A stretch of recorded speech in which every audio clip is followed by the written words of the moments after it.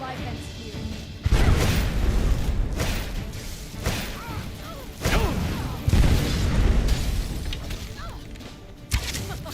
You will be.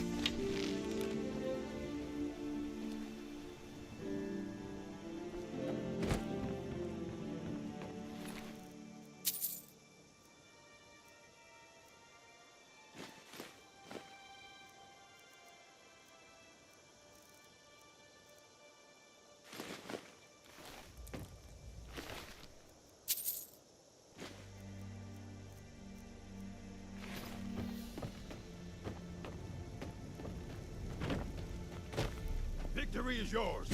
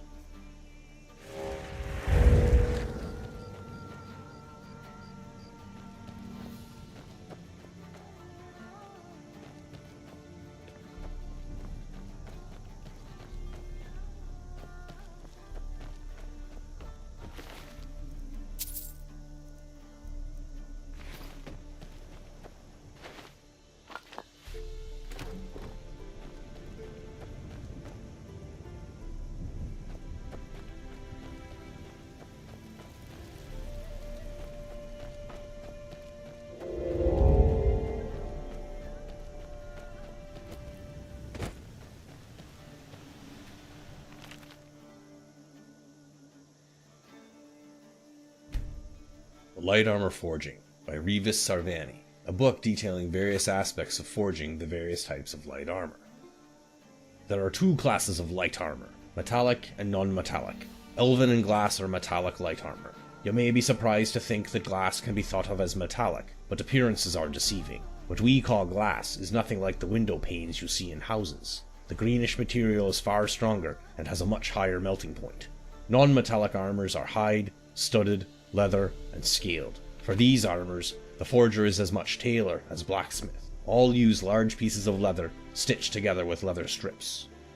Studded armor also needs iron ingots, from which you will make the studs and metal rings that make it more effective than simple hide. Scaled armor uses steel instead of iron, but the steel is infused with corundum to make the metal inserts stronger. For centuries, the secret of making elven armor was a closely guarded secret on Somerset Isle. Then, the betrayal of Ulval Laren brought it to the rest of Tamriel. Ulval was a dark elf slave, working the bellows for Nulion, master smith of the Isle from the 5th through the 7th century of the Second Era. When Ulval escaped, he could think of no greater punishment to mete out to his cruel master than to reveal all his secrets to the world. Thus we came to know that moonstone is the key ingredient in elven armor, and that salt water must be used to quench the hot metal. For gilded elven armor, you must also meld in quicksilver. It melts at a much lower heat than moonstone, making it tricky to work the two metals together. The trickiest of all is glass. Hammer blows struck against the grain run the risk of shattering the armor. Its principal ingredient is malachite, although it also requires moonstone to give it the right strength.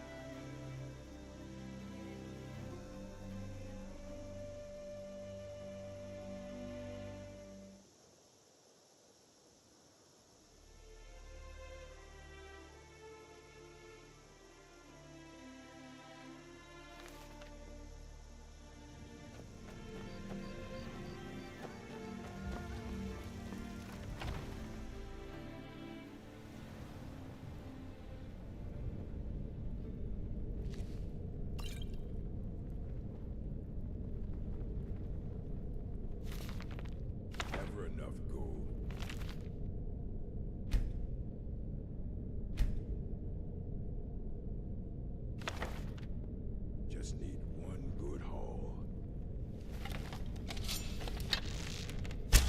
Here we go. Die! That'll teach you.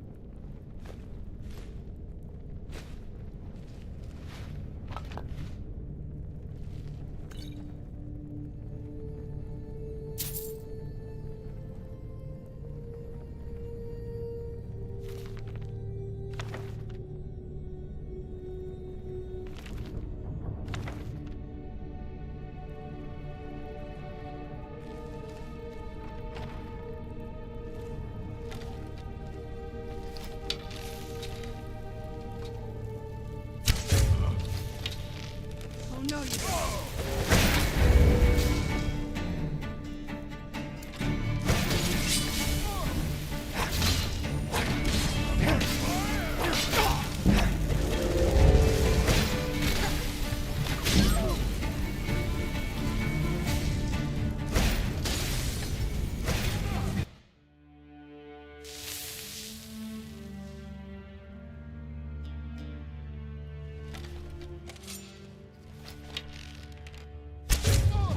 Still remember how to fight. You picked a bad time to get lost.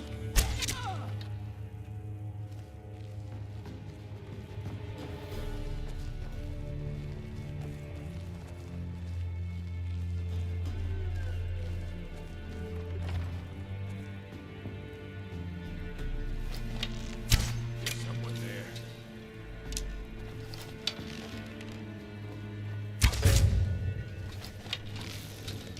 Show yourself.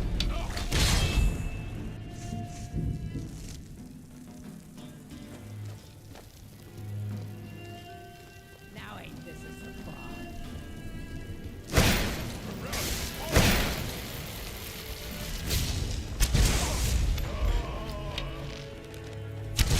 Your best, huh? Looking for the blade? Where'd you come from? Cannot That'll teach you.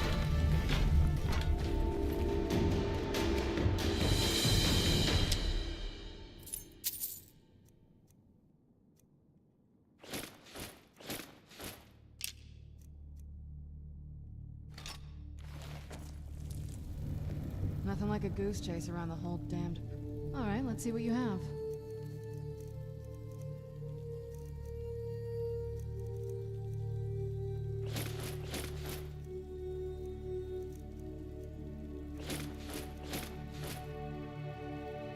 I'm ready when you are.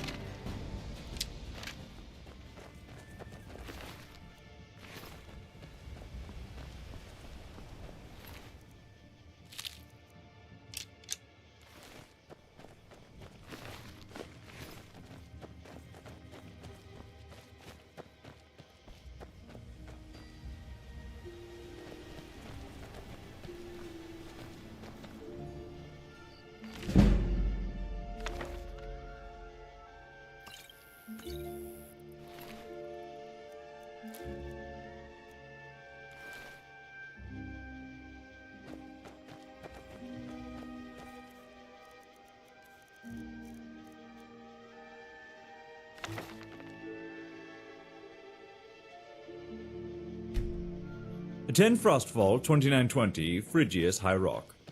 The creature before them blinked, senseless, its eyes glazed, mouth opening and closing as if relearning its function.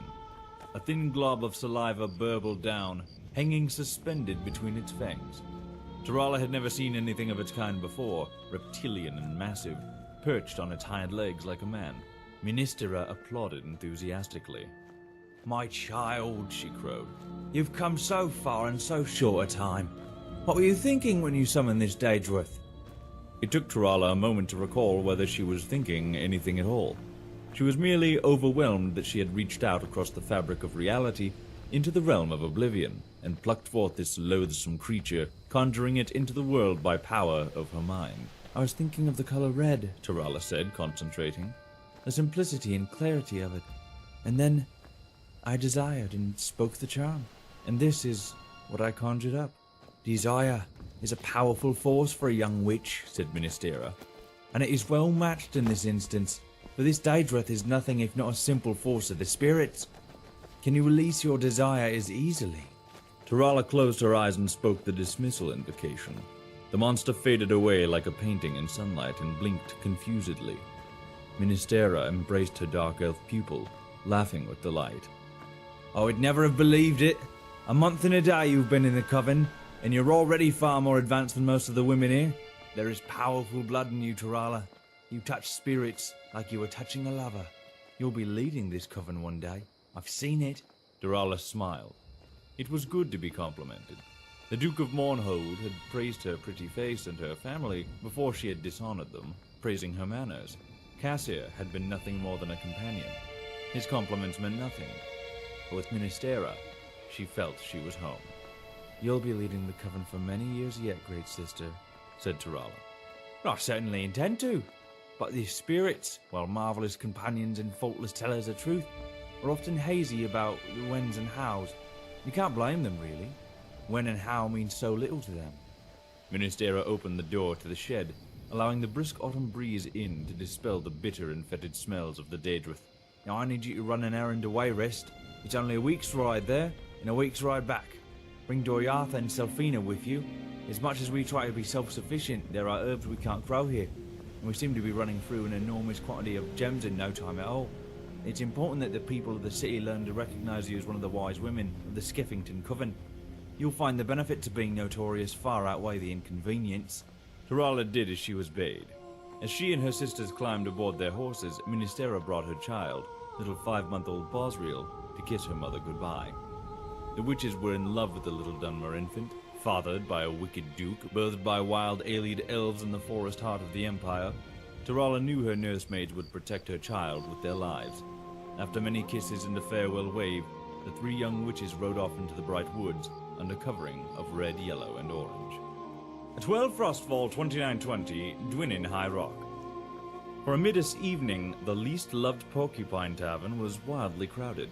A roaring fire in the pit in the center of the room cast an almost sinister glow on all of the regulars, and made the abundance of bodies look like a punishment tapestry inspired by the Arcturian heresies. Cassia took his usual place with his cousin and ordered a flagon of ale. "Have you been to see the Baron?" asked Paleth.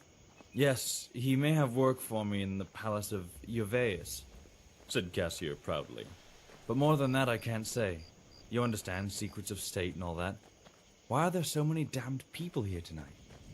Shipload of dark elves just came into harbour. They've come from the war.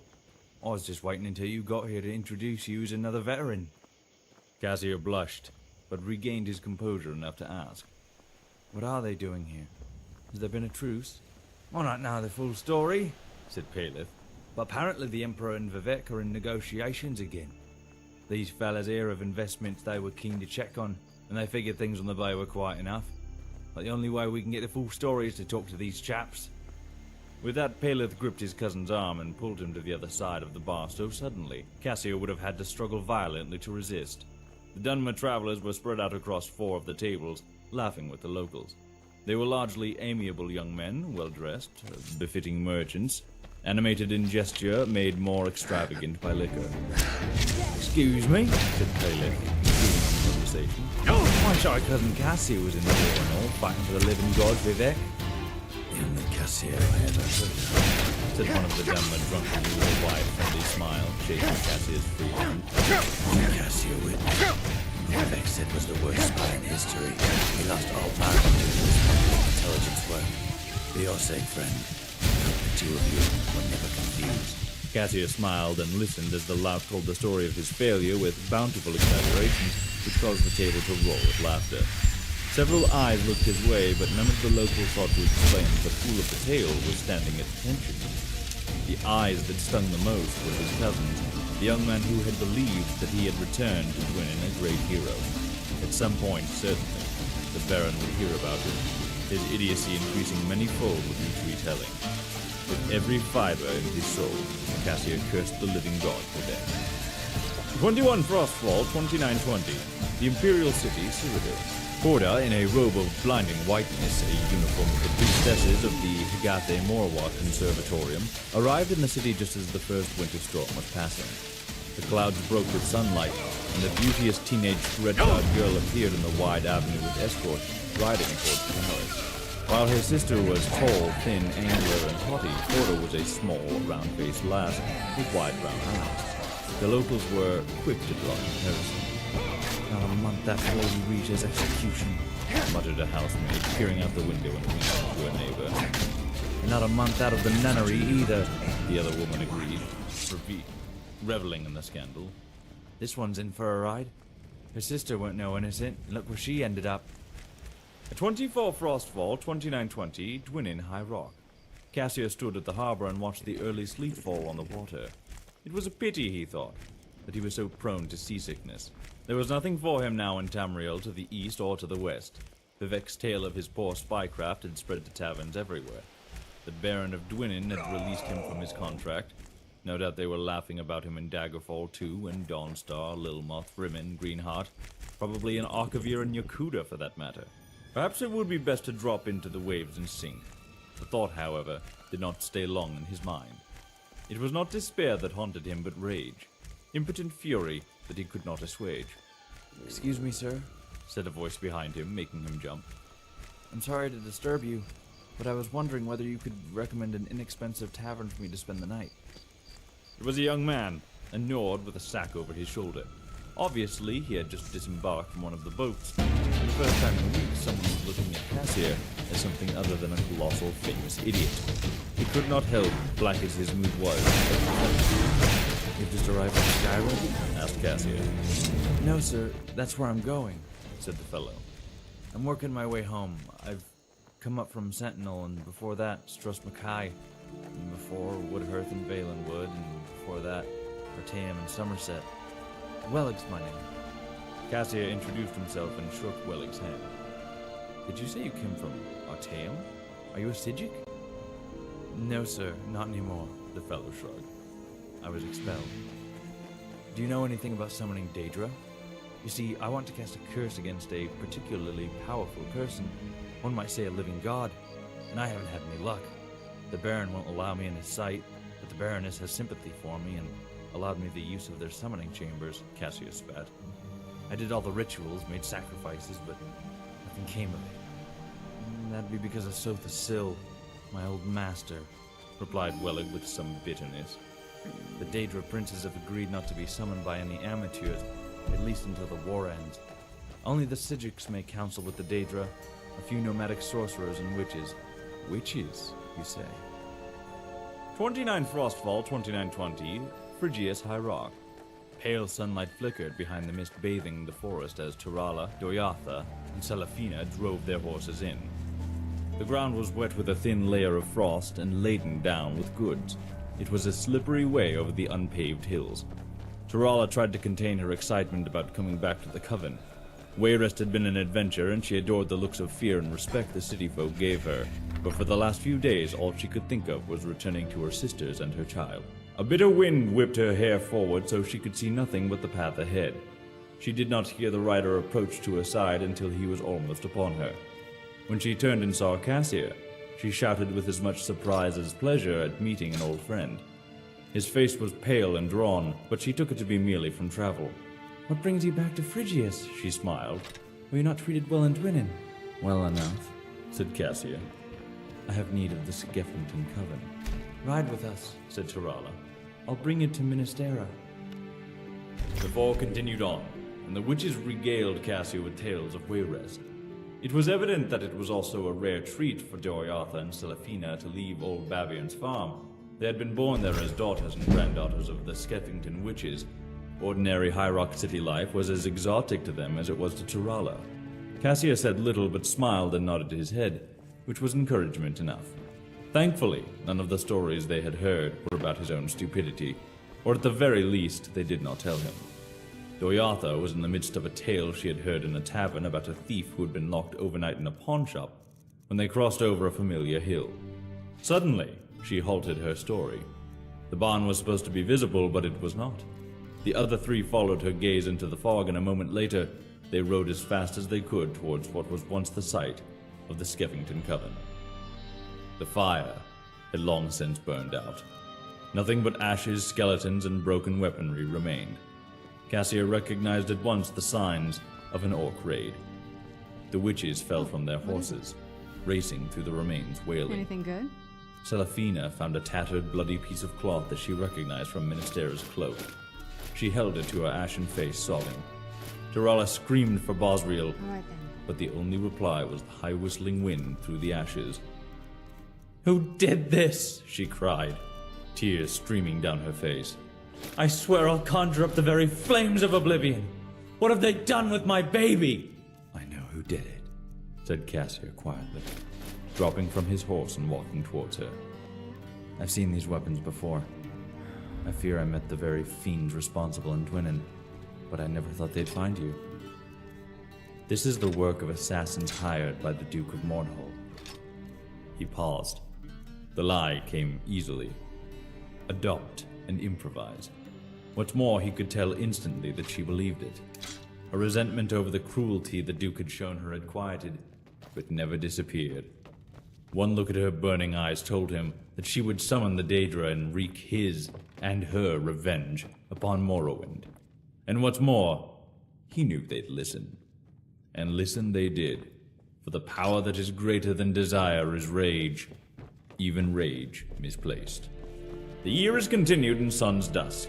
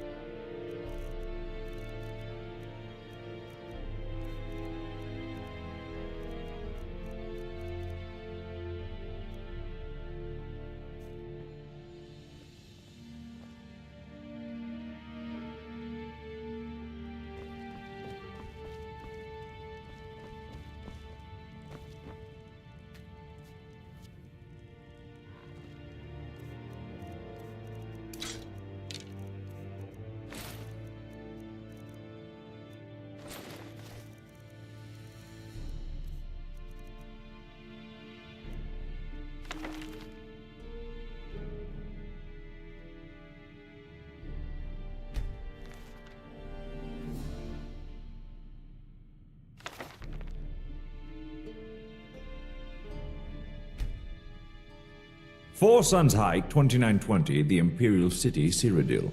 The Emperor Riemann III and his potentate Vasidu Shai took a stroll around the Imperial Gardens. Studded with statuary and fountains, the North Gardens fit the Emperor's mood, as well as being the coolest acreage in the city during the heat of summertide.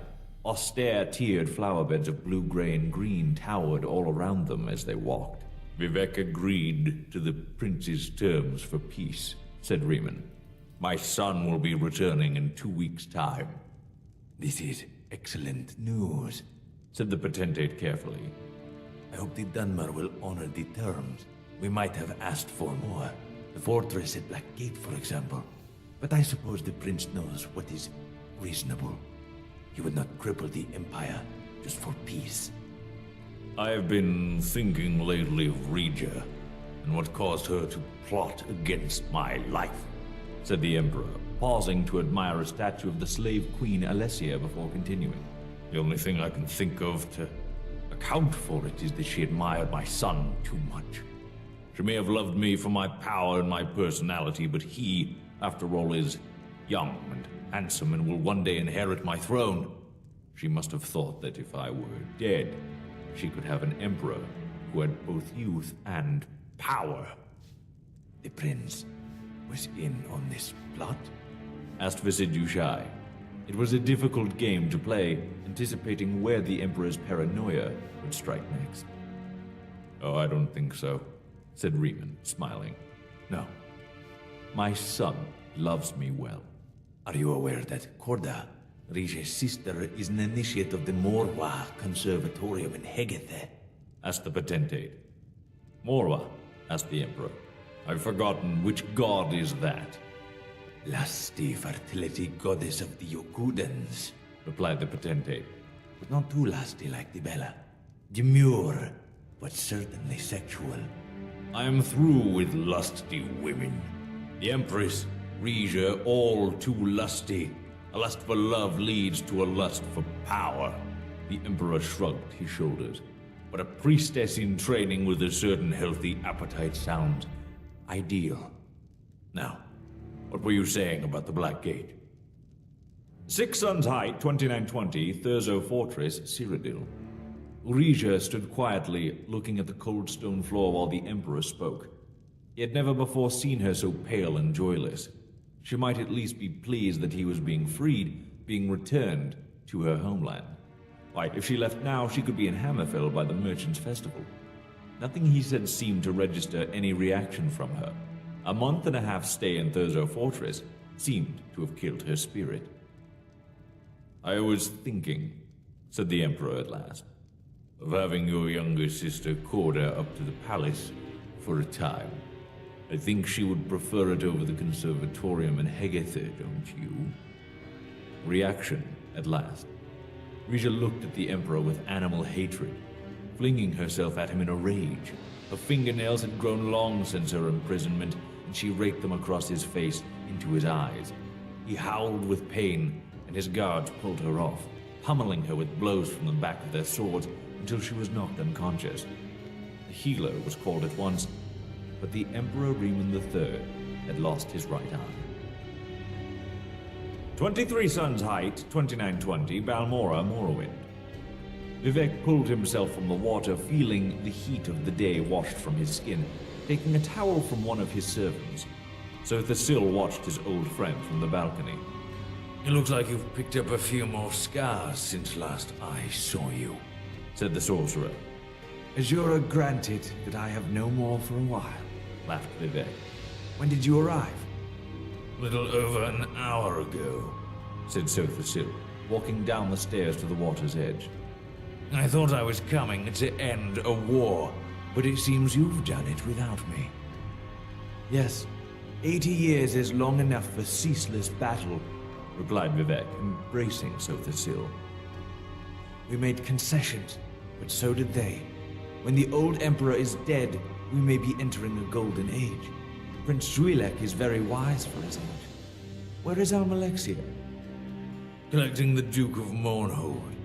They should be here tomorrow afternoon. The men were distracted at a sight around the corner of the palace.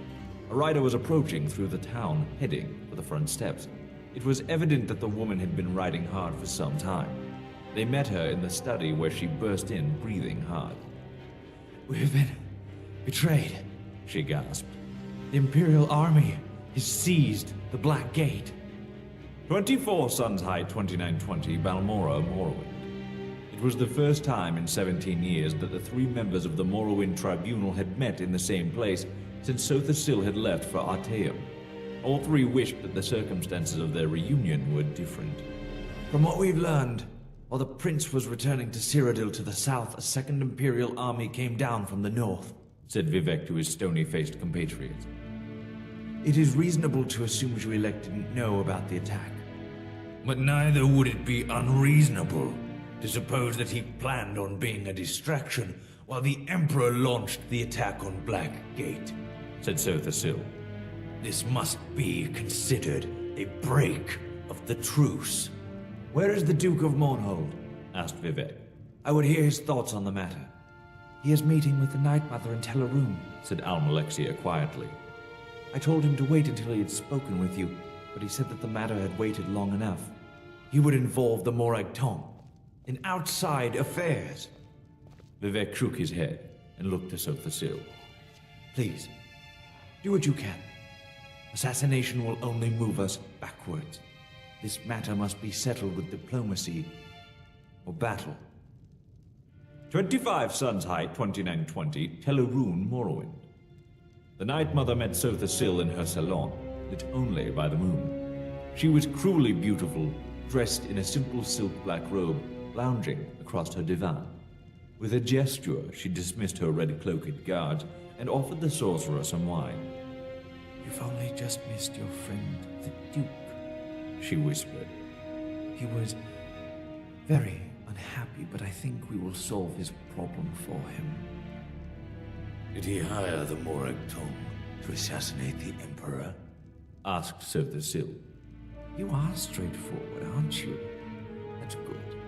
I love plain-speaking men. It saves so much time. Of course, I cannot discuss with you what the Duke and I talked about. She smiled.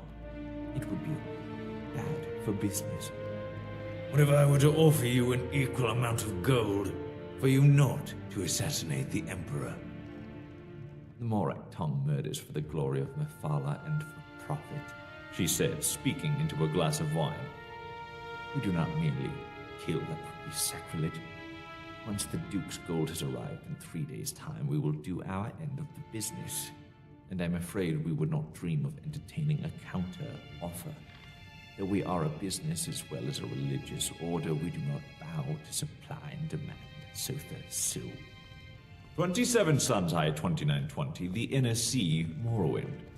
Sothasil had been watching the waters for 2 days now, waiting for a particular vessel. And now he saw it. A heavy ship with the flag of Mournhold. The sorcerer took the air and intercepted it before it reached harbor.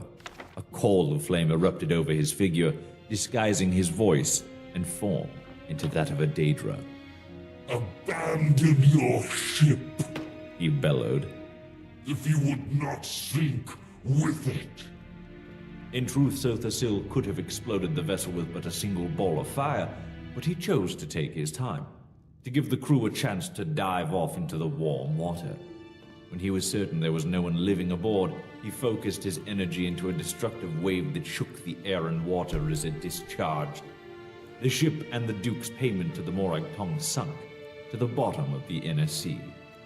Night Mother, Thought Sothasil as he floated toward shore to alert the harbor master that some sailors were in need of rescue.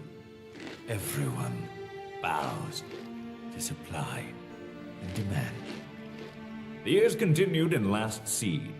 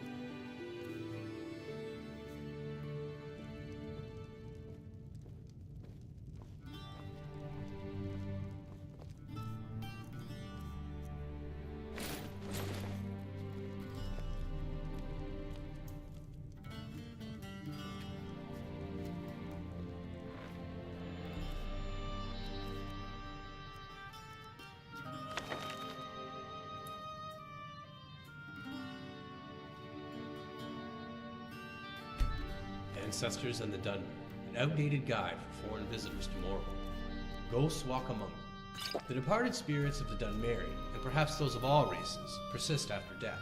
The knowledge and power of departed ancestors benefits the bloodlines of Dunmeri houses. The bond between the living family members and immortal ancestors is partly blood, partly ritual, partly volition. A member brought into the house through marriage binds himself through ritual and oath into the clan, and gains communication and benefits from the clan's ancestors. However, his access to the ancestors is less than his offspring, and he retains some access to the ancestors of his own blood. The family shrine. Each residence has a family shrine. In poorer homes, it may be no more than a hearth or alcove where family relics are displayed and venerated. In wealthy homes, a room is set aside for the use of the ancestors. This shrine is called the Waiting Door and represents the door to oblivion. Here, the family members pay their respects to their ancestors through sacrifice and prayer, through oaths sworn upon duties, and through reports on the affairs of the family. In return, the family may receive information, training, and blessings from the family's ancestors. The ancestors are thus the protectors of the home, and especially the precincts of the Waiting Door. The Ghost Fence. It is a family's most solemn duty to make sure their ancestors' remains are interred properly in a city of the dead, such as Necrom. Here the spirits draw comfort from one another against the chill of the mortal world. However, as a sign of great honor and sacrifice, an ancestor may grant that part of his remains to be retained to serve as a part of a ghost fence, protecting the clan's shrine and family precincts. Such an arrangement is often part of the family member's will, that a knucklebone shall be saved out of his remains and incorporated with solemn magic and ceremony into a clan ghost fence.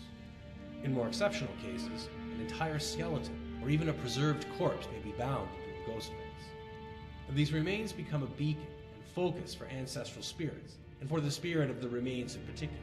The more remains used to make a ghost fence, the more powerful the fence is, and the most powerful mortals in life have the most powerful remains. The Great Ghost Fence, created by the Tribunal to hold back the Blight, incorporates the bones of many heroes of the temple and of the houses Indoril and Renaran, who dedicated their spirits to the temple and clan as their surrogate families. The Ghost Fence also contains bones taken from the catacombs of Necrom and the many battlefields of Morrowind. The Mortal Chill. Spirits do not like to visit the mortal world, and they do so only out of duty and obligation. Spirits tell us that the other world is more pleasant, or at least more comfortable for spirits than our real world, which is cold, bitter, and full of pain and loss. Mad spirits. Spirits that are forced to remain in our world against their will may become mad spirits, or ghosts. Some spirits are bound to this world because of some terrible circumstance of their death, or because of some powerful emotional bond to a person, place, or thing. These are called hauntings. Some spirits are captured and bound to enchanted items by wizards. If the binding is involuntary, the spirit usually goes mad. A willing spirit may or may not retain its sanity, depending on the strength of the spirit and the wisdom of the enchanter. Some spirits are bound against their wills to protect family shrines. This unpleasant fate is reserved for those who have not served the family faithfully in life. Dutiful and honorable ancestral spirits often aid in the capture and binding of a willing spirit. These spirits usually go mad and make terrifying guardians. They are ritually prevented from harming mortals of their clans, but that does not necessarily discourage them from mischievous, peevish behavior.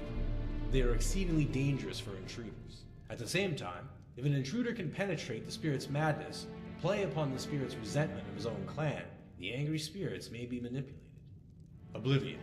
The existence of Oblivion is acknowledged by all Tamriel cultures, but there is little agreement on the nature of that other world, other than it is the place where the Aedra and Daedra live, and that communication and travel are possible between this world and Oblivion through magic and ritual. The Dunmer do not emphasize the distinction between this world and Oblivion, as do the human cultures of Tamriel. They regard our world and the other world as a whole, with many paths from one end to the other, rather than two separate worlds of different natures with distinct borders. This philosophical viewpoint may account for the greater affinity of elves for magic and its practices. Foreign views of Dunmeri ancestor worship and spirit magic.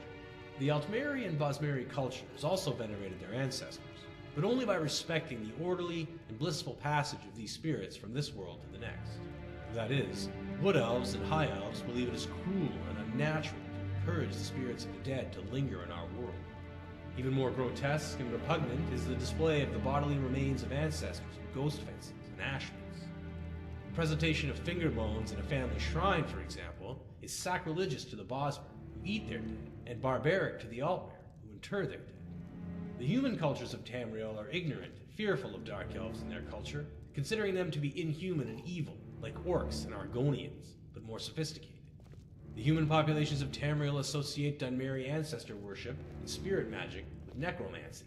In fact, this association of the dark elves with necromancy is at least partly responsible for the dark reputation of Dunmer throughout Tamriel. This is generally an ignorant misconception, for necromancy outside the acceptable clan rituals is a most abhorrent abomination in the eyes of the Dunmer.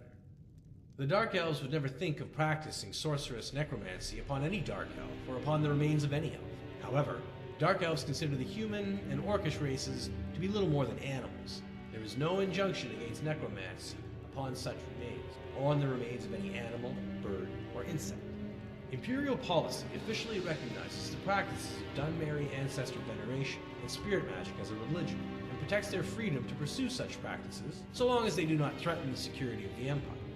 Privately, most Imperial officials and traders believe Dark Elf ancestor worship and displays of remains are barbaric, or even necromantic.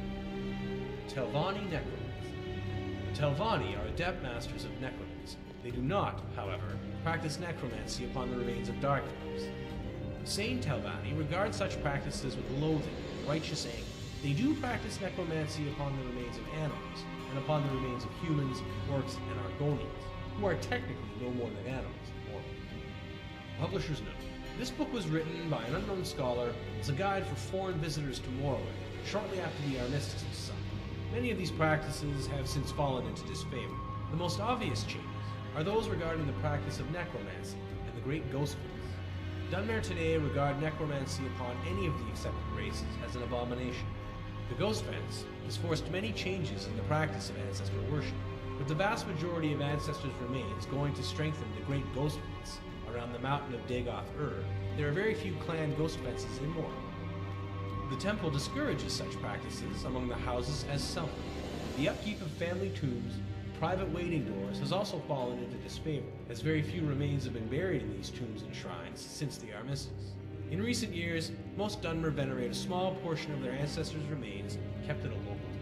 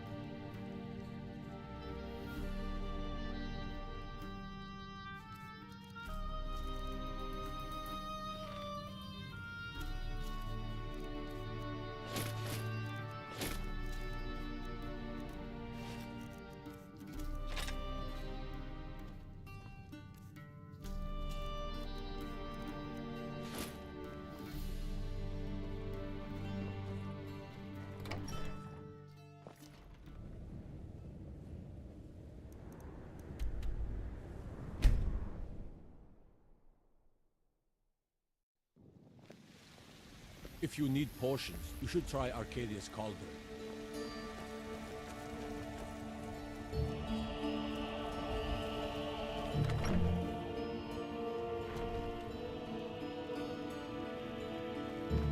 You're home! I got you a present, Papa. I hope you like it. What a curious city. It's so open.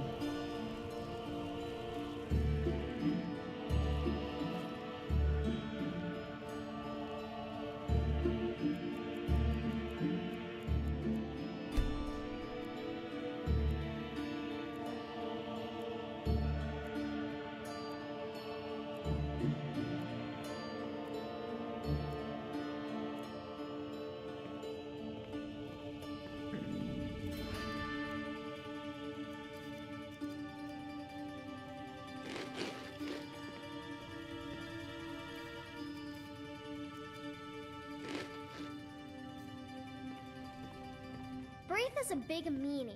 She keeps telling Lars and me what to do. I don't want to play with her. Up for a little hunting?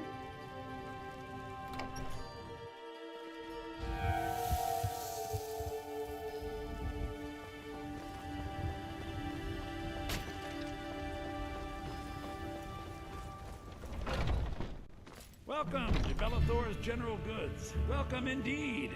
Everything's for sale, my friend. Everything. If I had a sister, I'd sell her in a second. Some may call this junk. Me, I call them treasures.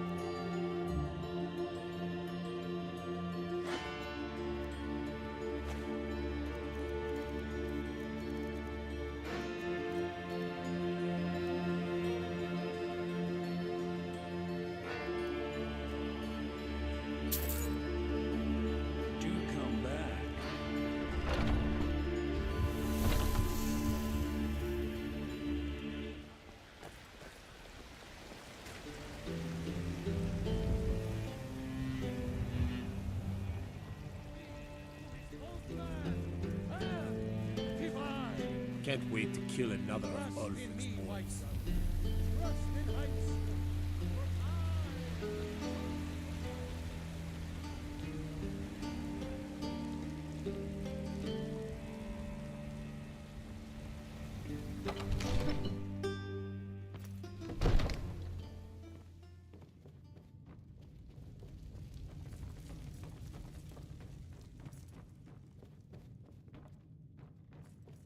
Come to Dragon's Reach to discuss the ongoing hostilities, like the rest of the great warriors?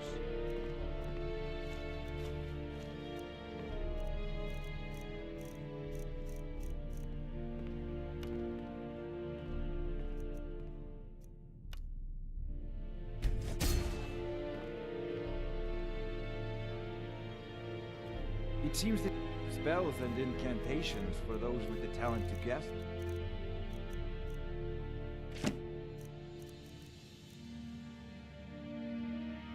You know, if you've got the aptitude.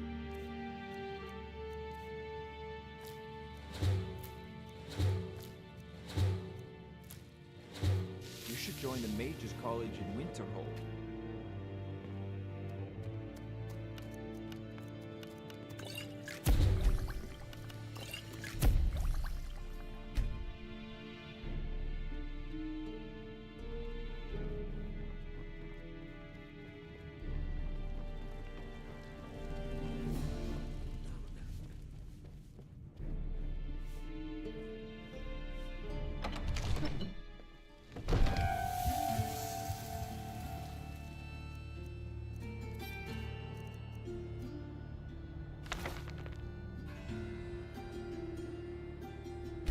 Battle of Red Mountain by Vivek. The story of the Battle of Red Mountain and the Nerevarine prophecies from Vivek's perspective. The following is a transcript of the words of Lord Vivek, addressed to a dissident priest, Malor O'Main, who confronted Vivek with the Ashlander traditions surrounding the Battle of Red Mountain. and with prophecies of the Nerevari, and to unnamed magistrates of the Inquisition who joined Vivek in interrogating the dissident priest. Who can clearly recall the events of the distant past? But you have asked me to tell you, in my own words, the events surrounding the Battle of Red Mountain, the birth of the Tribunal, and the prophecies of a Nerevar reborn. Here is what I can tell you.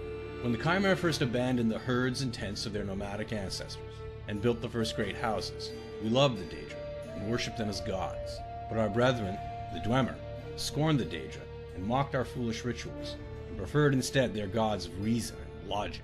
So the Chimera and the Dwemer were always at bitter war, until the Nords came and invaded Resdain. Only then did the Chimera and Dwemer put away their strife, and joined together they cast out the invaders.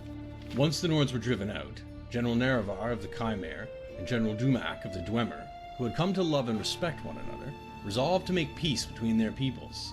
In that time, I was but a junior counselor to Nerevar, and Nerevar's queen, Almalexia, and his other favorite counselor, Sotha Sil, always doubted that such a peace might long survive, given the bitter disputes between Chimera and Dwemer. But by negotiation and compromise, Nerevar and Dumak somehow managed to preserve a fragile peace. But when Dagoth Ur, Lord of House Dagoth, and trusted as a friend by both Nerevar and the Dwemer, brought us proof that High Engineer Kagranak of the Dwemer had discovered the heart of Lorcan, and that he had learned how to tap its powers, and was building a new god, a mockery of Chimera faith and a fearsome weapon, we all urged Nerevar to make war on the dwarves, and to destroy this threat to Chimera beliefs and security. Nerevar was troubled. He went to Dumak and asked if what Dagoth Ur said was true. But Kagranak took great offense, and asked whom Nerevar thought he was, that he might presume to judge the affairs of the Dwemer. Nerevar was further troubled, and made pilgrimage to Holamayan, the sacred temple of Azura, and Azura confirmed that all that Dagoth Ur said was indeed true, and that the creation of a new god of the Dwemer should be prevented at all costs.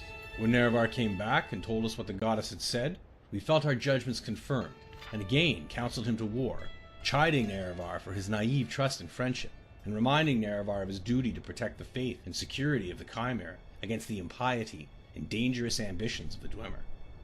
Then Nerevar went back to Vardenfell one last time, hoping that negotiations and compromise might once again preserve the peace. But this time, the friends Nerevar and Dumak quarreled bitterly, and as a result, the Chimera and Dwemer went to war.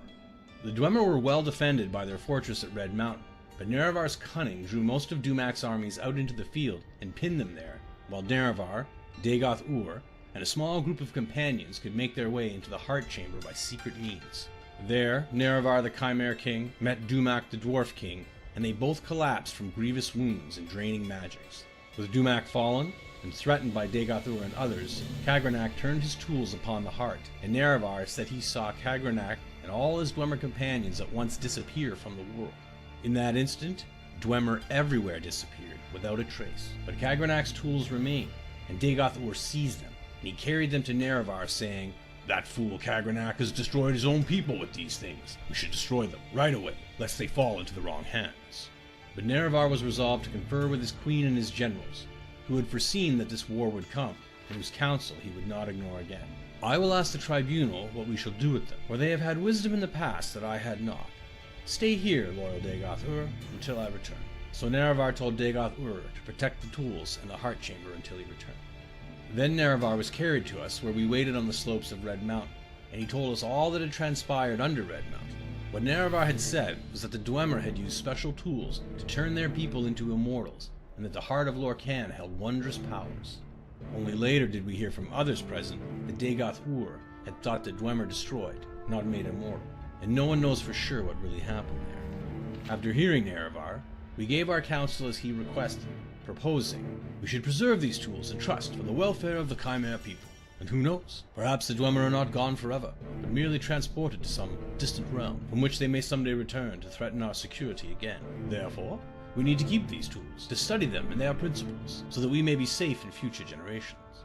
And though Nerevar voiced his grave misgivings, he was willing to be ruled by our council under one condition, that we all together should swear a solemn oath upon Azura that the tools would never be used in the profane manner that the Dwemer had intended. We all readily agreed, and swore solemn oaths at Nerevar's dictation. So then we went with Nerevar back into Red Mountain, and met with Dagoth Ur. Dagoth Ur refused to deliver the tools to us, saying they were dangerous, and we could not touch them.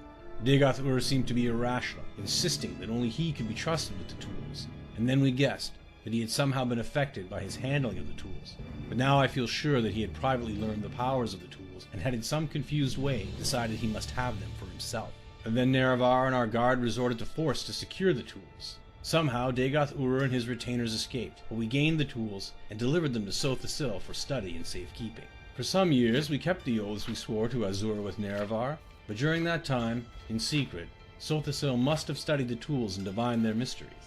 And at last he came to us with a vision of a new world of peace, with justice, honor for nobles, and health and prosperity for the commoners, with the tribunal as immortal patrons and guides. And dedicating ourselves to this vision of a better world, we made a pilgrimage to Red Mountain and transformed ourselves with the power of Kagranak's tools. And no sooner had we completed our rituals and begun to discover our newfound powers, the Daedra Lord Azura appeared and cursed us for our forsworn oaths. By her powers of prophecy, she assured us that her champion, Nerevar, true to his oath, would return to punish us for our perfidy, and to make sure such profane knowledge might never again be used to mock and defy the will of the gods. But Sothasil said to her, "The old gods are cruel and arbitrary, and distant from the hopes and fears of Myr. Your age is past. We are the new gods, born of the flesh, and wise and caring of the needs of our people. Spare us your threats and chiding, inconstant spirit. We are bold and fresh, and will not fear you." And then, in that moment, all Keimer were changed into Dunmer, and our skins turned ashen, and our eyes into fire. Of course, we only knew at that time that this had happened to us, but Azura said, "This is not my end, but your end.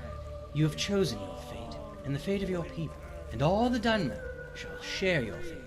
From now unto the end of time, you think yourselves gods, but you are blind, and all is darkness." And Azura left us alone, in darkness, and we were all afraid. We put on brave faces, and went forth from Red Mountain to build the new world of our dreams. And the new world we shaped was glorious and generous, and the worship of the Dunmer fervent and grateful. The Dunmer were at first afraid of their new faces, but Sothasil spoke to them, saying that it was not a curse, but a blessing, a sign of their changed natures, and a sign of the special favor they might enjoy as new Myr. No longer barbarians trembling before ghosts and spirits, but civilized Myr, speaking directly to their immortal friends. But I and earned my patrons, way to the top. the three faces I of own the tribunal. Chilfaro And we were all inspired by Sothasil's speech and vision, and took heart. And over time, we crafted the customs and institutions of a just, honorable society. And the land of Resdain knew millennia of peace, equity, and prosperity unknown to other savage races. But beneath Red Mountain, Dagoth Ur had survived. And even as the light of our bold new world shined,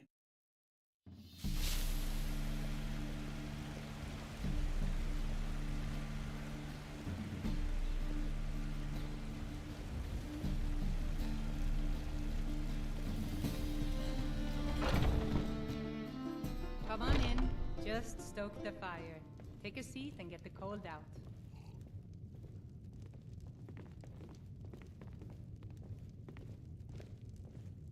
Your skin's as pale as the snow. You scared of sunlight or something? Have I heard anything? It was the talk of the city for 3 days straight. Ain't too often we get a visitor like that. Oh, he just left a short while ago. He said he'd finished up his work and it was time to move on. That's all I can tell you. He asked me not to let anyone know where he was going. I suppose he didn't want the attention. It's like I said, I'm not going to talk about it.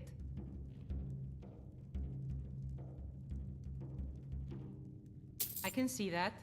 He said he was heading for Dragonbridge next. I hope that helps you.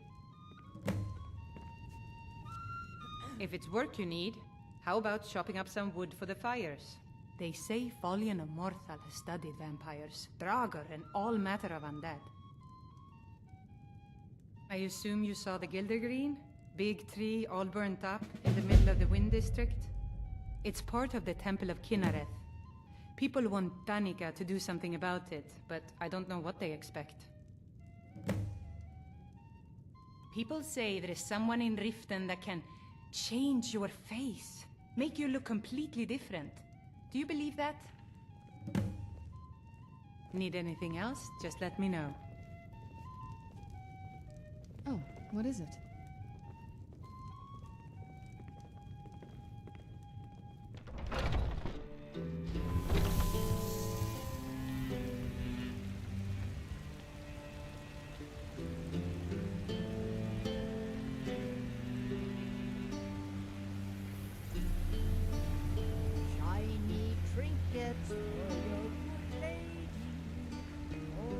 Well met, kinsman.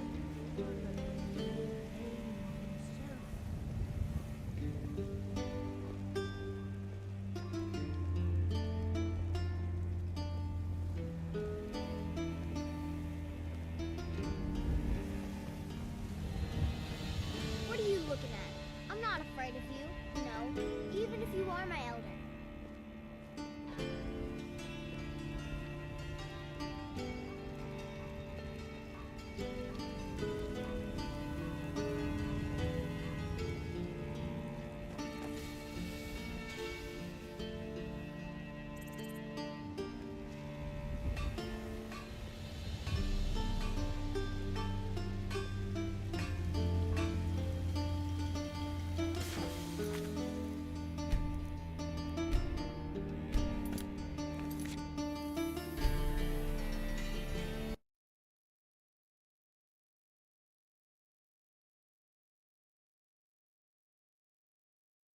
I have to. Huh. Info, thank you for that comment. I did had a good stream.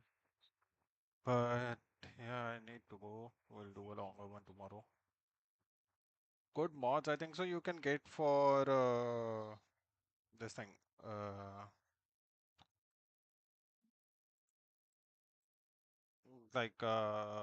This one is good for changing the way people look. Quality world map is nice. Actually, you can use some music app also, so it changes that. Other than that, I think so. Like texture skins for environment and all would be nice. Like that you can change. That would be better. Well, yeah. And for Rain, thank you for the subscribe. I'm sorry guys, I apologize. Like I don't have a secondary monitor or secondary screen, so where I can see like the updates and everything. So it gets a bit hard, but yeah, I'm trying my best. Probably we'll get a secondary monitor soon and we can stream again peacefully. But yeah, thank you for the support. And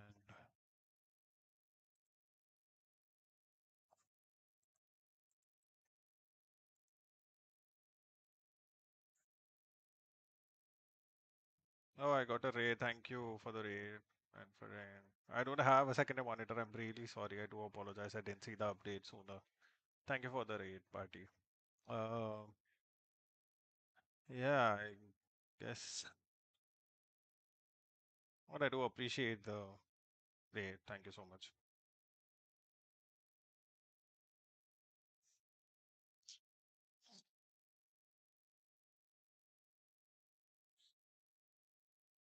What else, guys? What else?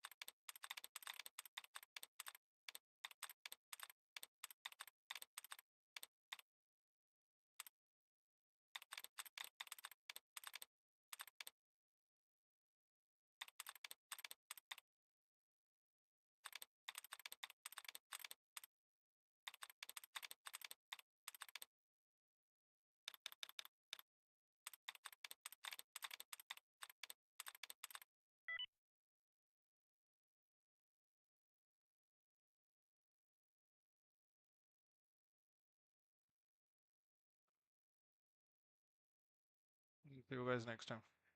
Thank you for watching.